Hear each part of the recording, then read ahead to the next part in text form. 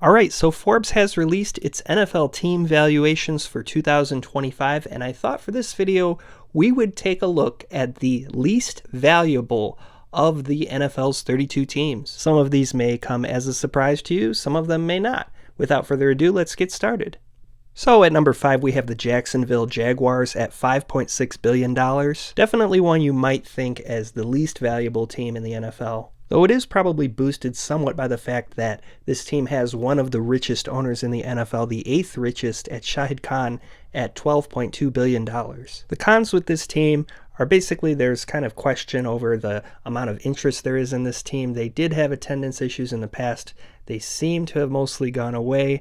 However, Florida is a state of transplants, and this team has to share the state with 2 other teams. The Metro is the 38th largest in the United States, which isn't great. There's only 4 Fortune 500 companies in the Metro, which definitely is probably a knock in terms of sponsorships. The team is relatively newer at 30 years old, which kind of gives it a weaker brand presence. And they've also only made the playoffs twice in the last 17 years, which definitely probably hurts. There's definitely some potential here, as the Metro has grown at least 19.3% every decade since 1990. And there is a $1.4 billion stadium renovation forthcoming, so that is definitely a benefit as well.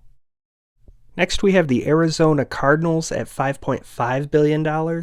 Given how big the Phoenix Metro is, the 10th largest in the country, this is pretty disappointing. This is an area of many transplants, and the team has only made the playoffs 3 times in the last 15 years. But you would expect more than a revenue of $25 per fan. It just kind of shows that market size is not everything. This team is probably a little bit of a weaker brand just based on the fact that it has been in 2 different cities previously. It's definitely a high growth market with a ton of potential, but for now, it is not one of the most valuable teams in the league. Next, we have one that would probably surprise most people, and that is the Detroit Lions. Now, one needs to understand that while Detroit is a big metro, and while the Lions have been good lately, there are decades of trend going against this franchise. The city of Detroit has lost roughly 2/3 of its population since 1950. The metro has basically been flat in population growth since 1970. It is the poorest large city in the United States at 37.9% poverty rate. And this team, while good recently, has only made the playoffs 5 times in the last 25 years. The Lions really need an extended period of winning, like 5 or 10 years, for the value of this team to significantly improve probably. The growth potential really probably isn't there, as Detroit's probably just going to be a middling to possibly losing population metro in the near future. But that doesn't mean that this brand can't improve and gain value.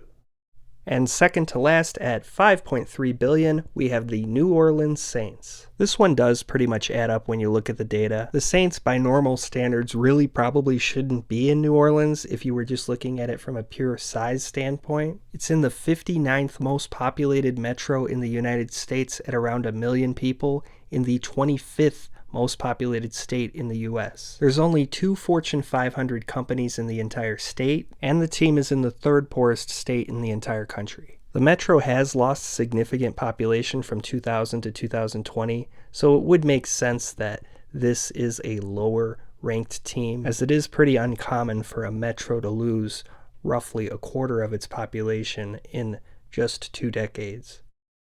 And the least valuable team in the NFL at $5.25 billion is the Cincinnati Bengals. So right off the bat, you have one of the least valuable owners in the NFL owning this team.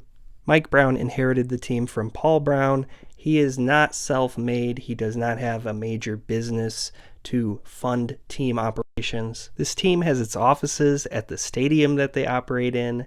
They don't have a real dedicated practice facility. In fact, they tried to get a new practice facility built as part of stadium renovations. Cincinnati's the 30th largest metro in the country. It's a low-growth metro, and really culturally, if you've been to Cincinnati, it's more of a baseball city. Their stadium was 94% publicly funded, and the team is still somehow the least valuable in the NFL and still doesn't have a real headquarters. In reality, this is probably a team that should have been sold a long time ago because frankly the ownership is either unable or unwilling to fund basic things for a franchise's operations. The renovation plans for Paycor Stadium were recently massively scaled back, with the facility no longer part of it, so you know that this is continuing to be the case. For this team to have 9 winning seasons in the last 15 years and not be in a terribly small metro, this is pretty disappointing.